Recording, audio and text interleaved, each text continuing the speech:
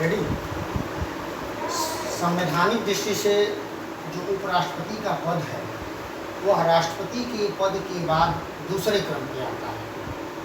और भारतीय संविधान में जहाँ 52 से 62 तक राष्ट्रपति के पद से संबंधित अनुच्छेद के तहत प्रावधान किया गया है, वही भारत के उपराष्ट्रपति का जो पद है संविधान के अनुच्छेद 63 जो संविधान का है वह ये बताता है कि भारत का एक उपराष्ट्रपति होगा। जो संवैधानिक दृष्टि से इसका जो पद है वह राष्ट्रपति के पद के बाद दूसरे क्रम पर आता है। और अनुच्छेद 64 ये कहता है कि जो उपराष्ट्रपति है वह राज्यसभा का पदेन अध्यक्ष होगा। अनुच्छेद 64। अनुच्छेद 65 ये कहता है कि जब उपराष्ट्रपति राज्यसभा की सभापति पद की दायित्वों का जब निर्वहन करेगा, अनुच्छेद 65 के तहत वह अगर राष्ट्रपति के पद पर आसीन है अनुपस्थिति में, राष्ट्रपति के अनुपस्थिति में वह राष्ट्रपति के पद का दायित्व संभालता है, तो अनुच्छेद 65 वो कहता है कि जो राज्यसभा का उपदेन अध्यक्ष है उस दायित्व से उसको मुक्ति मिलती है, यानी उस दायित्व का वह निर्वहन नहीं करता है। जब उपराष्ट्रपति राष्ट्रपति के पद का कार्य संभालता है तो वह राज्यसभा के जो उसका जो दायित्व है, राज्यसभा का जो संचालन करता है, वो राज्यसभा का जो पदेन सभापति होता है उस कार्य को नहीं करता है। अनुच्छेद 66 फर्स्ट यह कहता है कि उपराष्ट्रपति का जो निर्वाचन होता है वह एक निर्वाचक मंडल द्वारा होता है जिसमें लोकसभा और राज्यसभा के सभी सदस्य भाग लेते हैं। जहां राष्ट्रपति के चुनाव में मनोनीत सदस्य नहीं भाग लेते हैं, चाहे वो लोकसभा के हों चाहे राज्यसभा के हों, लेकिन उपराष्ट्रपति के चुनाव में मनोनीत सदस्य भाग लेते हैं। अब अनुच्छेद 67 को यह कहता है कि उपराष्ट्रपति का जो कार्यकाल है वो 5 वर्ष का होता है। अनुच्छेद 67 को कहता है उपराष्ट्रपति का जो कार्यकाल है वह 5 वर्ष का होता है। इसके बाद उपराष्ट्रपति इसी 67 ग के अंतर्गत ये कहा गया कि राज्यसभा एक संकल्प पारित कर दे कि उपराष्ट्रपति को उसके पद से हटाया जाए। ऐसा करके वह उपराष्ट्रपति को अपने पद से एक संकल्प के द्वारा वह उपराष्ट्रपति को अपने पद से हटा सकता है। राज्यसभा हटा सकता है, लेकिन उसको लोकसभा का भी समर्थन प्राप्त होना चाहिए। अब आगे हम देखें कि भारत के कौन कौन से उपराष्ट्रपति हुए हैं। तो पहले उपराष्ट्रपति थे डॉक्टर सर्वपल्ली राधाकृष्णन। इनका कार्यकाल 1952 से लेकर 1962 तक था। ये बाद में सर्वपल्ली राधाकृष्णन जो है भारत के राष्ट्रपति भी बने और 1962 से लेकर 1967 तक भारत के राष्ट्रपति थे। दूसरे राष्ट्रपति हुए डॉक्टर जाकिर हुसैन 1962 से लेकर 1967 तक। और ये उपराष्ट्रपति के बाद ये जो है भारत के राष्ट्रपति हुए। उपराष्ट्रपति बनने के पहले डॉक्टर जाकिर हुसैन बिहार के राज्यपाल थे। अब इसके बाद आएंगे दीदी गिरी। दीदी गिरी जो है 1967 से लेकर 1969 तक भारत के उपराष्ट्रपति थे। बाद में 1969 से लेकर 1974 तक ये भारत के राष्ट्रपति बने। इसके बाद भारत के चौथे उपराष्ट्रपति हुए गोपाल स्वरूप पाठक 1969 से लेकर 1974 तक। वी.डी. जति जो हुए वो उपराष्ट्रपति हुए 1974 से लेकर 1979 तक। एक बार इन्होंने कुछ दिनों के लिए ये 11 मई 1977 से लेकर के और 25 जुलाई 1977 तक वी.डी. जति जो है राष्ट्रपति का भी कार्यकाल वो राष्ट्रपति के कार्यों का भी निर्वहन किया। उपराष्ट्रपति रहते हुए इन्होंने राष्ट्रपति के कार्यों का निर्वहन किया। तो 11 मई 1977 से लेकर के और 25 जुलाई 1977 तक ये जो है देश के राष्ट्रपति बने। राष्ट्रपति के अनुपस्थिति में उन्होंने उनके कार्यों का निर्वहन किया। उसके बाद मोहम्मद हिदायतुल्लाह जो है 1979 से लेकर के 1984 तक देश के उपराष्ट्रपति रहे, और आर वेंकटरमन 1984 से लेकर 1987 तक ये जो है देश के राष्ट्रपति रहे। बाद में आर वेंकटरमन जो है इसके बाद देश के राष्ट्रपति हुए, और उन्होंने 1987 से लेकर के 1987 से लेकर के 1992 तक वह देश के राष्ट्रपति रहे।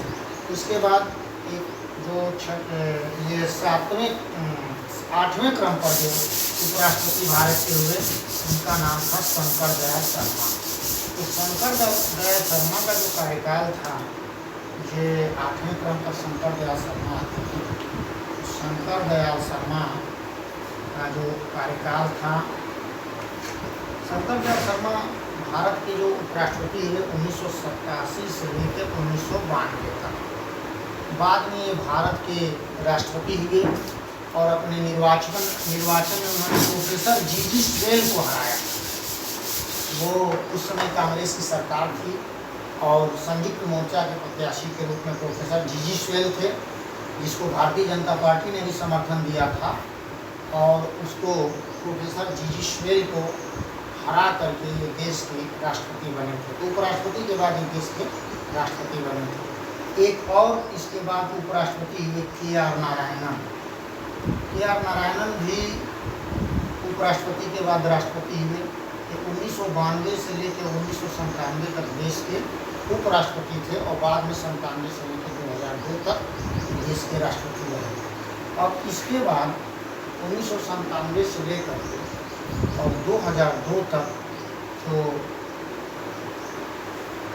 1992 से लेकर 1987 से लेकर 1992 तक जो है ये आर वेंकटरमन रहे, और 1992 से लेकर 1997 तक के.आर. नारायणन रहे। 1992 से लेकर ये शंकर दयाल शर्मा 1992 से लेकर 1997 तक ये रहे, और उसके बाद आर वेंकटरमन के बाद इस शंकर दयाल शर्मा बने उपराष्ट्रपति। हम चर्चा कर रहे हैं, और उपराष्ट्रपति ये बने थे 1987 से लेकर के 1992 तक।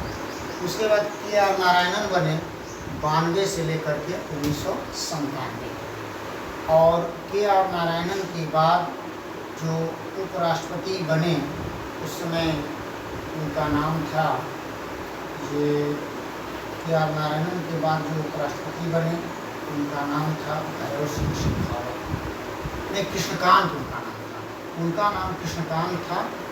और कृष्णकांत जो है बने 1997 से लेकर के 2002 तक, और 2002 से लेकर 2007 तक भैरव सिंह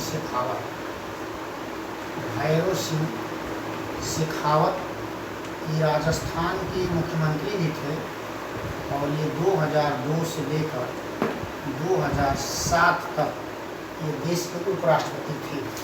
इसके बाद जो उपराष्ट्रपति हुए उनका नाम था हामिद अंसारी। हामिद अंसारी जो है 12वें क्रम पर ये उपराष्ट्रपति हुए। हामिद अंसारी जो है ये 2002 से लेकर 2017 तक। उसके बाद वेंकैया नायडू जो है, वेंकैया नायडू ये 2017 से लेकर और 2022 तक ये देश के उपराष्ट्रपति हैं अभी। और इस समय 6 अगस्त को आने वाले आगामी 6 अगस्त को उपराष्ट्रपति का निर्वाचन होगा, और उसमें नए उपराष्ट्रपति का चुनाव होगा। एनडीए ने जो है आपका जयदीप धनखड़ को जो है उपराष्ट्रपति पद का प्रत्याशी घोषित किया है। ये मैं चर्चा कर रहा था, शंकर दयाल शर्मा 87 से लेकर 92 तक थे, और ये उपराष्ट्रपति के बाद राष्ट्रपति हुए। के.आर. नारायणन जो है 1992 से लेकर के जो है 1997 तक थे। कृष्णकांत 97 से लेकर 2002 तक इनको युवा तुर्क कहा जाता था।